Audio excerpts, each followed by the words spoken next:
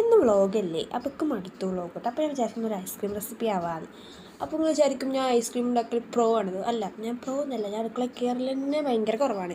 അപ്പോൾ നമ്മളൊന്ന് ഐസ്ക്രീം ഉണ്ടാക്കുകയാണ്. അപ്പോൾ ഇത് തട്ടിക്കൂട്ട് ഐസ്ക്രീം മാത്രമാണ് കേട്ടോ, ആരും അനുകരിക്കരുത്, പിന്നെ കൊളായിട്ട് എന്നെ പറയരുത്. ഇതിന് മുന്നേ വേണ്ട കാര്യം എന്ന് പറഞ്ഞാൽ പാത്രം അറിയാനോ, പാത്രം വേണം, പിന്നെ ഈ സാധനം വേണം. ഈ സാധനത്തിൻ്റെ ഈ പഴത്തിൻ്റെ പേര് എന്താണെന്ന് കറിൻ്റെ വീട്ടിലൊരു മരമുണ്ട്, ആ മരത്തിൻ്റെ ഉണ്ടാവുന്ന ഒരു പഴമാണിത്. അപ്പോൾ ഞങ്ങൾ ഷേക്കൊക്കെ അടിച്ചിട്ടുണ്ട്, അതുകൊണ്ട് പിന്നെ വിചാരിച്ച ഐസ്ക്രീം ഉണ്ടാക്കാം. അതാണ് ഇത്.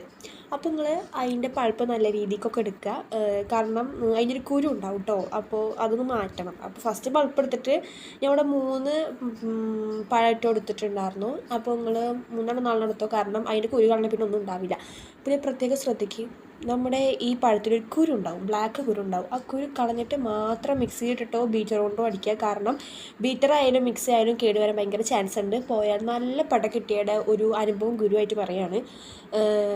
ആ കുരു കളയാം കേട്ടോ. പിന്നെ അപ്പോൾ നമുക്ക് ഇങ്ങനെ ഒരു ഇതിൽ കിട്ടും, നല്ല രീതിക്ക് സൂക്ഷ്മദർശിനിയായി നമ്മൾ നോക്കണം, കാരണം കുരു ഉണ്ടെങ്കിൽ പിന്നെ പണി പാലും വെള്ളത്തിൽ കിട്ടും. അതുകൊണ്ട് കുരു ഇല്ലയെന്ന് ഉറപ്പ് വരുത്തുക. കുരു ഇല്ലയെന്ന് ഉറപ്പ് വരുത്തിയതിന് ശേഷം മാത്രം നല്ല രീതിക്ക് ഒന്ന് ഇളക്കി കൊടുക്കുക. ജസ്റ്റ് ഒന്ന് ഇളക്കിക്കോ. അപ്പോൾ ഈ ഇളക്കുമ്പോൾ തന്നെ നമുക്ക് ഈ കുരു ഇങ്ങനെ പൊന്തിക്കെടുക്കണം കാണാൻ പറ്റും. അപ്പോൾ എന്നിട്ട് നമുക്ക് വേണ്ടത് ഫ്രഷ് ക്രീമാണ്. ഫ്രഷ് ക്രീം ഇപ്പോൾ അറിയാമല്ലോ എല്ലാവർക്കും, പക്ഷെ എൻ്റെ വീട്ടുകാർക്ക് അറിയണമെന്നിട്ട് എന്താ ഫ്രഷ് ക്രീം എന്ന്. അതുകൊണ്ട് ഞാൻ മേടിപ്പിച്ചതാണ് 100 രൂപയ്ക്ക്.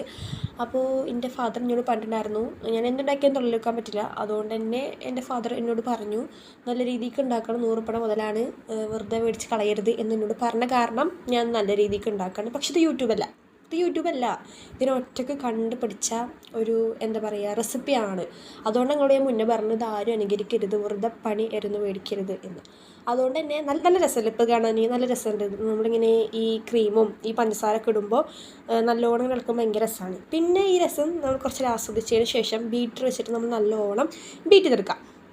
ഞാൻ നേരത്തെ കുറച്ച് ടേസ്റ്റ് ചെയ്തപ്പോൾ കുറച്ച് മധുരം കുറവുണ്ട്. ഐസ്ക്രീം മധുരം വേണം, മധുരം ഇല്ലാണ്ട് ഐസ്ക്രീം തിന്നാൻ പറ്റില്ല. അതുകൊണ്ട് തന്നെ കുറച്ചധികം ഞാൻ പഞ്ചസാര ഇട്ട് കൊട്ടിയിട്ടുണ്ട്. എന്നിട്ട് നമ്മൾ സാധാ പോലെ ബീറ്റ്റൂട്ടിനൊക്കെ ആക്കുക. ഞാൻ നേരത്തെ പറഞ്ഞില്ലേ, മിക്സിയുടെ ജാറിലാക്കേണ്ടെന്ന് എന്നോട് പറഞ്ഞു മദർ.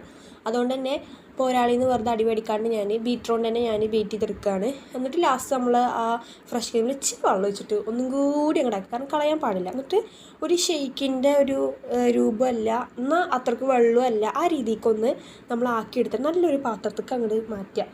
എന്നിട്ട് ഞാനൊരു കുറച്ച് ഉണ്ടായി ടേസ്റ്റ് ചെയ്യാനല്ലോ, നമ്മൾ ഉണ്ടാക്കിയ സാധനമല്ലേ. അപ്പോൾ ഞാൻ കുറച്ച് ടേസ്റ്റ് ചെയ്ത് കുറച്ച് ഏൽക്കന്നെ ഇട്ടു, അങ്ങനെയൊക്കെ ഞാൻ ഉണ്ടാക്കി. എന്നിട്ട് പിന്നെ നമ്മൾ ഫ്രീസറിൽ വെക്കുക. ഫ്രീസറിൽ വെച്ചിട്ട് അത് ഐസാവുന്ന രീതിയിൽ നമ്മൾ കുറച്ച് കഴിഞ്ഞ് എടുക്കുക. കുറച്ച് കഴിഞ്ഞ് എടുക്കുക പറയുമ്പോൾ പെട്ടെന്ന്